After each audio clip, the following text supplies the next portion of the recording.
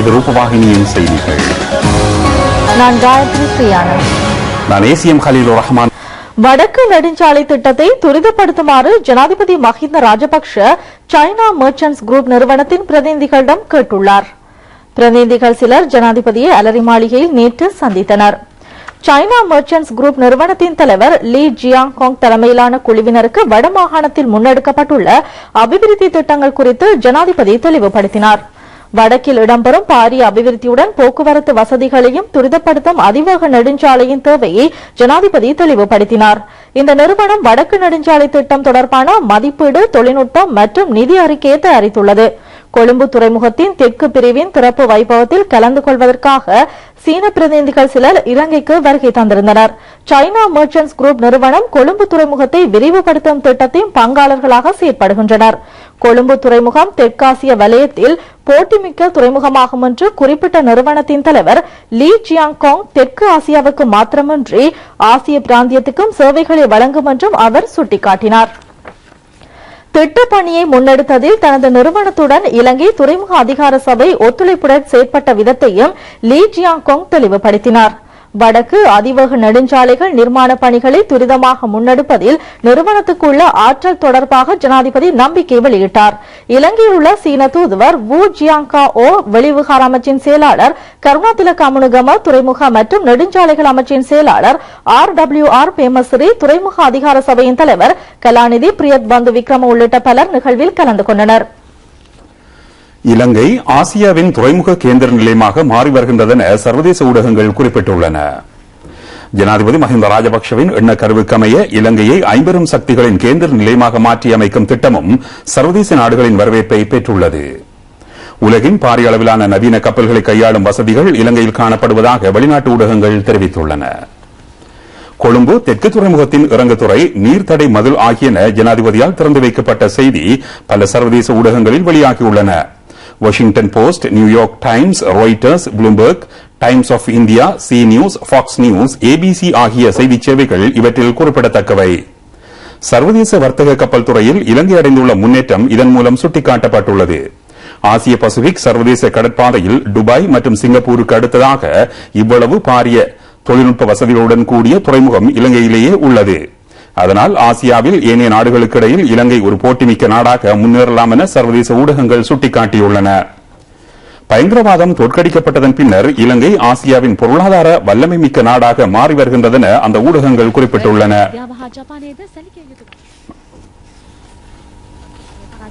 සමග ශ්‍රී ලංකාව ආසියාවේ ආර්ථික බලවේගයක් ලෙස හිස ඔසවමින් සිටින බව ජගත් මාධ්‍ය වාර්තා පෙන්වා දෙයි. ශ්‍රී ලංකාව කලාපීය නාවික මෙහෙයුම්වල කේන්ද්‍රස්ථානයක් වනු ඇතැයි ආසියානු සංවර්ධන බැංකුවද අනාවැකි පළ කරයි. நேற்று நடைபெற்ற துறைமுக திறப்பு நிகழ்வில் ஆசிய அபிவிருத்தி வங்கியின் உபதலைவர் ஷியாவோ ஸ்னாவோ உரையாற்றினார். ஆசிய அபிவிருத்தி வங்கியின் உபதலைவர் ஷியாவோ ஸ்னாவோ தொடர்ந்து கருத்து தெரிவிக்கையில், இந்த துறைமுகம் திறந்து வைக்கப்பட்டதை தொடர்ந்து இலங்கை சர்வதேச வர்த்தக துறையில் சிறந்த இடத்தை பெறும் என்பதே எனது திடமான நம்பிக்கையாகும். விசேடமாக இந்தியாவின் உபகண்ட வலயத்தில் வர்த்தக கடல் நடவடிக்கையில் உன்னதமான நிலை இலங்கைக்கு கிடைக்கும். நவீன வசதிகளை வழங்கும் இடத்தை கொண்டதாகவும் உலகளாவிய பொருளாதாரத்திற்கு ஒத்துழைப்பு வழங்குவதற்கும் இலங்கைக்கு வரம் கிடைத்துள்ளது என்று கூறினார்.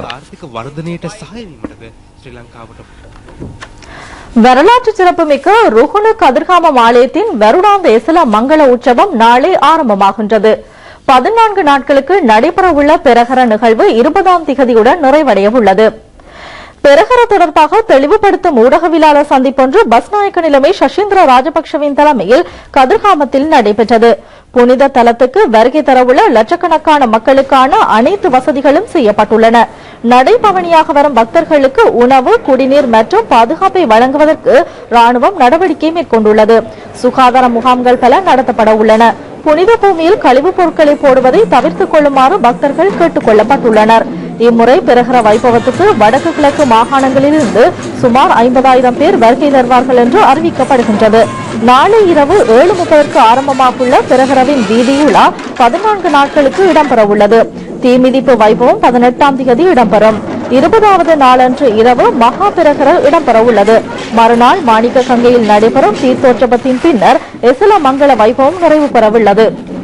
இதேவேளை நாட்டின் பல பாகங்களில் இருந்தும் மலையக தோட்டப்புறங்களில் இருந்தும் ஆலய குருக்கள் உட்பட முருக பக்தர்கள் கதிர்காமத்தை நோக்கி சென்ற வண்ணம் உள்ளனர். புசலாவ மெல்போர்ட் தோட்ட ஸ்ரீ முத்துமாரியம்மன் ஆலய பிரதம குரு சிவஸ்ரீ மகேஸ்வர குருக்கள் தலைமையிலும் பக்தர்கள் பாத யாத்திரையாக கதிர்காமத்தை நோக்கி சென்ற வண்ணமுள்ளனர். ரம்போடே ஆஞ்சநேயர் ஆலய மலையடி வாரத்திலிருந்து இந்த பாத யாத்திரை விசேட பூஜையுடன் ஆரம்பமானது.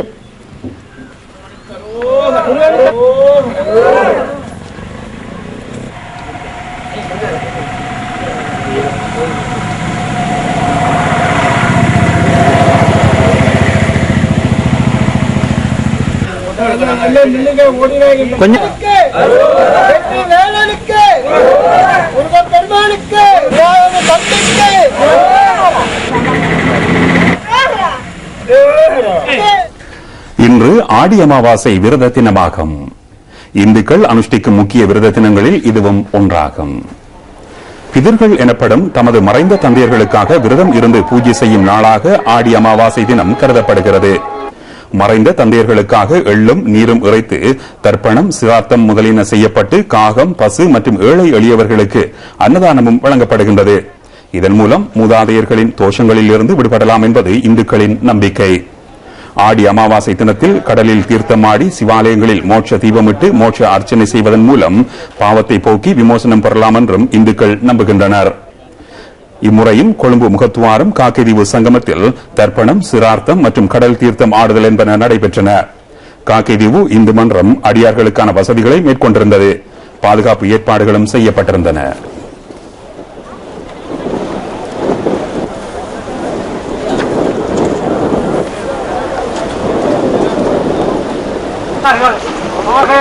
மாவட்டத்துக்கு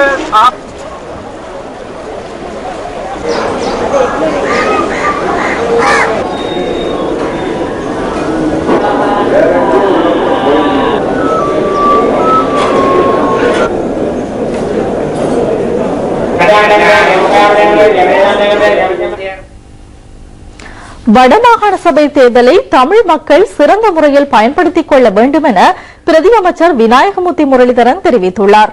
அவர் தொடர்ந்தும் கருத்து தெரிவிக்கையில், அரசாங்கத்தினூடாக பாதி அபிவிருத்திகளை நாங்கள் செய்து வருகின்றோம். விவசாய பிரிவுகள், நீர்ப்பாசன விநியோகங்கள் மற்றும் பாதை அபிவிருத்திகள், பாலங்கள், சுகாதார வசதிகள், பாடசாலைகள், பள்ளிக்கூடங்கள் என்ற அடிப்படையில் பல அபிவிருத்தி திட்டங்களை தற்பொழுது நாங்கள் அபிவிருத்தி செய்து வருகின்றோம். என்று மக்கள் சந்தோஷமாக வாழ தொடங்கியிருக்கின்றார்கள். கல்வியிலே முன்னேற்றம் வருகின்றது, பொருளாதாரத்திலே முன்னேற்றம் வருகின்றது. இதே போன்றுதான் தற்பொழுது முக்கியமான ஒரு கட்டத்தில் தற்பொழுது வடமாகாணம் தேர்தல் தற்பொழுது அறிவிக்கப்பட்டிருக்கின்றது. இந்த வடமாகாணத்திலும் இந்த மீள்குடியேற்ற பிரதி அமைச்சர் என்ற வகையில் நாங்கள் பல அங்கிருக்கிற அனைத்து மக்களையும் தற்பொழுது மீள்குடியேற்றத்துக்காக அனுப்பியிருக்கின்றோம். தற்பொழுது அவர்கள் பிரதேசங்களில் பல அபிவிருத்திகள் இடம்பெற்றுக் கொண்டிருக்கின்றது.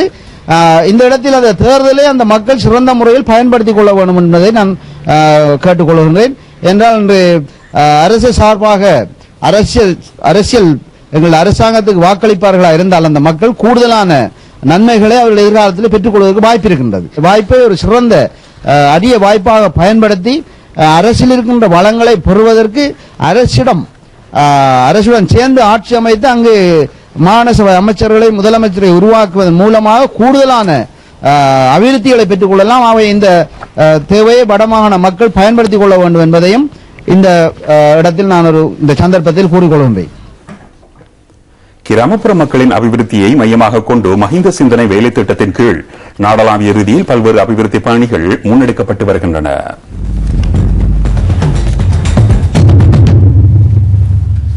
அக்கரப்பத்தனை பிரிஸ்டன் தோட்டத்தில் கிராமத்திற்கு ஒரு வேலை என்ற துணைப்பொருளில் 10 லட்சம் ரூபாய் செலவுடன் கான்கிரீட் பாதை அமைக்கப்பட்டுள்ளது. அமைச்சர் ஆறுமுகன் தொண்டமானின் பணிப்பின் பேரில் மத்திய மாகாண சபையின் முன்னாள் உறுப்பினர் எம் உதயகுமார் இதற்கான நிதியை ஒதுக்கியிருந்தார்.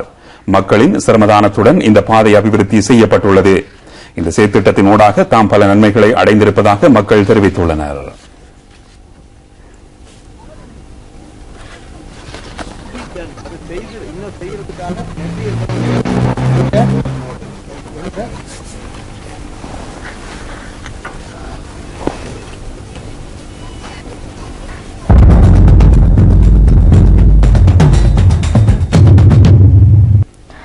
ஜனாதிபதி மஹிந்த ராஜபக்ஷ சங்கைக்குரிய ஹாரிஸ் பத்துவே ஆரிய வம்ச அலங்கார தேரரின் நலன்களை கேட்டறிந்தார்.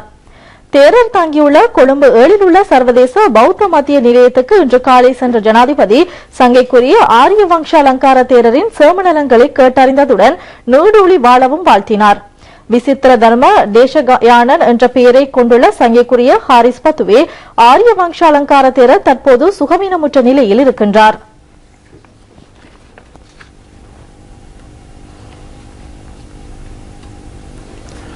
பிரதேச தலைவர்களும் பிரதேச செயலாளரும் மாதம் ஒரு தடவை சம்பந்தப்பட்ட பிரதேசம் தொடர்பாக கலந்தாலோசிப்பதன் மூலம் மக்களின் பிரச்சினைகளை இலகுவாக தீர்க்க முடியும் என சமாதானம் மற்றும் ஒருமைப்பாட்டுக்கான ஜனாதிபதியின் ஆலோசகரும் பாராளுமன்ற உறுப்பினருமான கலாநிதி ராஜீவ விஜயசிங்க தெரிவித்தார். சாய்ந்தமருது பிரதேச செயலகத்தில் சமாதான ஆலோசனை குழுவை அமைப்பதற்கான கூட்டத்தில் அவர் இதனை தெரிவித்தார். சாய்ந்தமருது பிரதேச செயலக கேட்போர் கூடத்தில் நடைபெற்ற இந்த கூட்டத்தில் பிரதேச செயலாளர் ALM சலீம், சாய்ந்தமருது மாவட்ட வைத்தியசாலையின் வைத்திய அதிகாரி டாக்டர் M ஆரிஃப், சாய்ந்தமருது ஜமியத்துல் உலமா சபை தலைவர் மௌலவி NM முஜீப், அம்பாறை மாவட்ட சர்வமத அமைப்பின் தலைவர் டாக்டர் AM ஜமீல் உட்பட பலரும் கலந்து கொண்டனர். வரலாற்று சிறப்புமிக்க மாவட்டபுரம் கந்தசாமி ஆலயத்தின் வருடாந்த தேர் திருவிழா நேற்று பக்திபூர்வமாக இடம்பெற்றது. முருகப்பெருமானுக்கும் ஏனைய பிரகார மூர்த்திகளுக்கும் இடம்பெற்ற பூஜை வழிபாடுகளை தொடர்ந்து வசந்த மண்டப பூஜை இடம்பெற்றது. அதனை அடுத்து உள்வீதி வலம், தேர் பவனி ஆகியன இடம்பெற்றன. இத்திருவிழாவில் நாட்டின் பல பாகங்களில் இருந்தும் வெளிநாடுகளில் இருந்தும் அடியார்கள் கலந்து கொண்டு முருகப்பெருமானின் அருளாசிகளை பெற்றுக் கொண்டனர். காவடிகள், தீச்சட்டி, அங்க பிரதட்சணை போன்றவற்றின் மூலம் அடியார்கள் தமது நேசிக்கடன்களை செலுத்தினார்கள்.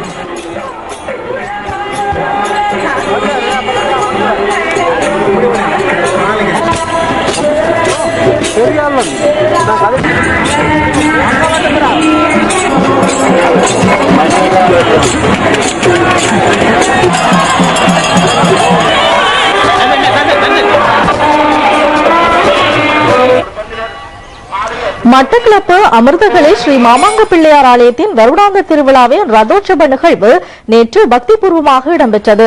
இதில் பல்லாயிரக்கணக்கான அடியார்கள் கலந்து கொண்டனர்.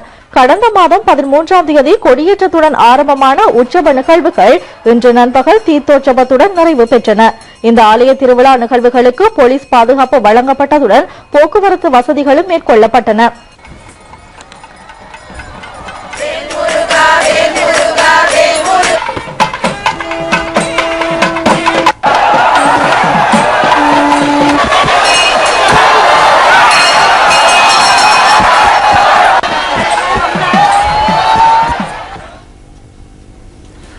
அம்பாறை மாவட்டத்தில் காட்டு யானைகளின் தொல்லை நாளுக்கு நாள் அதிகரித்து வருகின்றது. அண்மை காலமாக அம்பாறை மாவட்ட காடுகளில் இருந்து வரும் 6 யானைகள் மக்கள் வாழும் குடியிருப்புகளை நோக்கி வருவதால் மக்கள் பீதியடைந்துள்ளனர். இன்று அதிகாலை அக்கரைப்பற்று ஊடாக இந்த யானைகள் வந்து சென்றுள்ளன. மக்கள் ஒன்று சேர்ந்து இந்த யானைகளை வயல் பிரதேசத்திற்கு விரட்டியுள்ள போதிலும் அவை குடியிருப்புகளை அண்டிய அந்த வயல் பிரதேசங்களிலேயே நிற்பதாக கூறப்படுகிறது.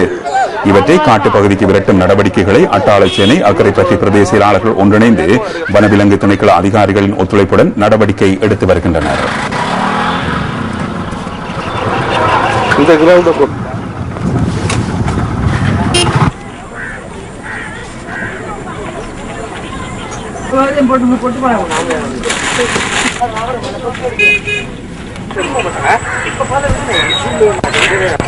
இது முதல் போனாங்க.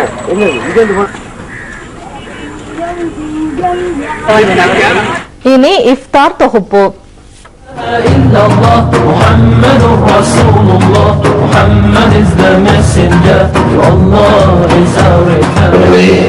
அமைச்சர் அல்ஹாஜ் ALM அத்தாவுல்லாவின் ஏற்பாட்டில் இஃப்தார் விசேட நிகழ்ச்சி ஒன்று நேற்று அக்கரைப்பற்று மாநகர சபை வளாகத்தில் நடைபெற்றது.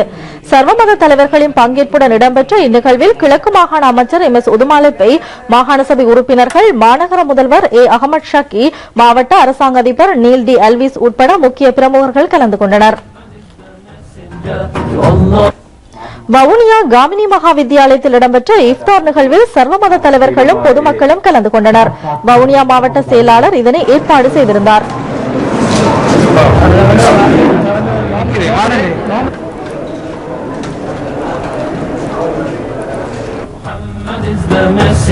கிழக்கு மாகாண அமைச்சர் MS உதுமாலப்பை தலைமையில் அட்டாளிச்சேனை பெரிய பாலத்தடி முன்றலிலும் இஃப்தார் நிகழ்ச்சி இடம்பெற்றது. இதில் அமைச்சர் ALM அத்தாவுல்லா, கிழக்கு மாகாண அமைச்சர் விமலவீர திசாநாயக்க, மாகாண சபை உறுப்பினர்கள், அக்கரைப்பற்று மேயர் A அகமது ஷக்கி உட்பட பல முக்கிய அதிகாரிகள் கலந்து கொண்டனர்.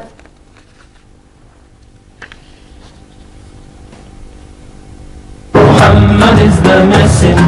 மட்டக்களப்பு இஸ்லாமிய வர்த்தக அமைப்பு ஏற்பாடு செய்த இஃப்தார் நிகழ்ச்சி கல்லடி ஈஸ்ட் லகூன் விடுதியில் நடைபெற்றது.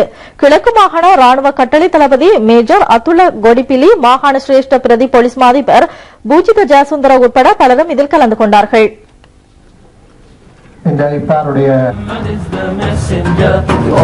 கல்முனை போலீஸ் நிலையம் ஏற்பாடு செய்த இஃப்தார் நிகழ்ச்சி நேற்று நடைபெற்றது. போலீஸ் நிலைய பதில் பொறுப்பதிகாரி PCD இளங்கோன் தலைமையில் நடைபெற்ற இந்த நிகழ்வில் பல முக்கிய போலீஸ் உயர் அதிகாரிகளும் சமய தலைவர்களும் கலந்து கொண்டனர்.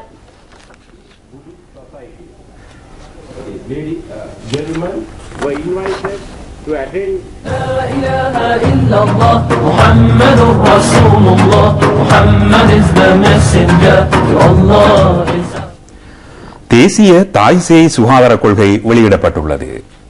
ஆரோக்கியமான வாழ்க்கையுடனான பெண்கள், குழந்தைகள் மற்றும் அவர்களது உறுப்பினர்களை கொண்ட இலங்கை இனத்தவர்களை உருவாக்குவதே இதன் நோக்கமாகும். இது தொடர்பான வைபவம் பண்டாரநாயக்க மாநாட்டு மண்டபத்தில் இன்று நடைபெற்றது. தாய்ப்பால் வழங்கும் வாரத்தை முன்னிட்டு தேசிய கொள்கை வெளியிடப்பட்டுள்ளது. இதன் நோக்கங்கள் 12 விடயங்களை கொண்டுள்ளது. துரிதமாக சமூக நடைமுறை மாற்றமடைந்து வருவதன் காரணமாக ஏற்பட்டு வரும் பிரச்சினைகளை தீர்ப்பதற்காக சுகாதார கொள்கையின் தேவை ஏற்பட்டுள்ளது. இதனை அடிப்படையாக கொண்டு தாய் சேய் சுகாதார கொள்கை தயாரிக்கப்பட்டுள்ளது. தாய் சேய் சுகாதார சேவையில் தற்போதுள்ள செயற்திறனை காத்திரமான முறையில் முன்னெடுப்பதே அபிப்பிராயமாகும். இலங்கையில் தாய்ப்பால் வழங்குவதை ஊக்குவிப்பது, பாதுகாப்பது மற்றும் உதவுவது தொடர்பிலான விடயங்களுக்கு முக்கியத்துவம் அளிக்கப்பட்டுள்ளது. சுகாதார அமைச்சர் மைத்ரிபால சிறிசேன உள்ளிட்ட சுகாதார சேவையைச் சேர்ந்த பலர் இதில் கலந்து கொண்டார்கள்.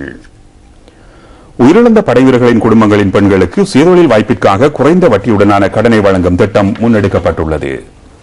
படைவீரர் மகளிர்களுக்கான தொழில் மேம்பாட்டு வேலை திட்டத்தின் கீழ் இது முன்னெடுக்கப்பட்டுள்ளது. பொருளாதார அபிவிருத்தி அமைச்சர் பெசில் ராஜபக்சவின் தலைமையில் குருநாகலில் இந்த திட்டம் ஆரம்பித்து வைக்கப்பட்டது. இலங்கை விமானப்படையும் ஐக்கிய அமெரிக்காவின் பசிபிக் விமானப்படையின் கட்டளை தலைமையகமும் இணைந்து யாழ்ப்பாண தீபகத்தில் செயற்திட்டங்கள் பலவற்றை முன்னெடுத்துள்ளன. இலங்கையில் நடைபெறும் 2வது நிகழ்வு இதுவாகும். பசிபிக் ஏஞ்சல் 2013 எனும் துணைப்பொருளில் இது இடம்பெறுகிறது. மருத்துவ சேவையும் புனர் நிர்மாண வேலை திட்டமும் இந்நிகழ்ச்சியில் உள்ளடங்கியிருக்கின்றன. அனர்த்தங்கள் ஏற்படும் இடத்தில் பசிபிக் விமானப்படை வீரர்களுடன் இலங்கை ராணுவமும் இணைந்து எவ்வாறு செயற்படுவது என்பது பற்றி அனுபவம் ஒன்றை பெற்றுக் கொள்வதே இங்கு இடம்பெறுகிறது. பொதுமக்களின் உடல் மற்றும் உடல்நலன்களை கருத்தில் கொண்டு அனைத்து விதமான இலவச மருத்துவ சேவையும் இங்கு நடாத்தப்படுகிறது. பருத்தித்துறை திக்கம் மத்திய சனசமூக நிலையத்திலும் அச்சேலு சிவபிரகாச வித்தியாலயத்திலும் இந்த நடமாடும் சேவை இடம்பெறுகிறது.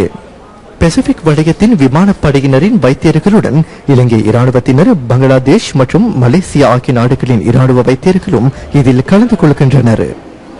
பாதுகாப்பு செயலாளர் மற்றும் விமானப்படை தளபதியின் ஆலோசனைக்கமைய இந்நிகழ்ச்சிகள் நடைபெறுகின்றன. பசிபிக் ஏஞ்சல் வருடாந்தம் ஒவ்வொரு நாடுகளிலும் நடாத்தப்படும் வேலை திட்டமாகும். யாழ்ப்பாணத்தில் இது முதல் தடவையாகவே இடம்பெறுகிறது. இதேவேளை முப்படையினரின் வீரர்களும் ஐக்கிய அமெரிக்கா விமானப்படை வீரர்களுடன் இணைந்து யாழ்ப்பாணத்தில் பல பாடசாலைகளில் புனர்நிர்மாண பணிகளை மேற்கொள்கிறது. புன்னலை கடுவான் ஆரம்ப பாடசாலை, குட்டியாப்புலம் களவன் பாடசாலை மற்றும் அச்சேலு சிவபிரகாச வித்தியாலயத்திலுமே இந்த புனர்நிர்மாண பணிகள் மேற்கொள்ளப்படுகின்றன.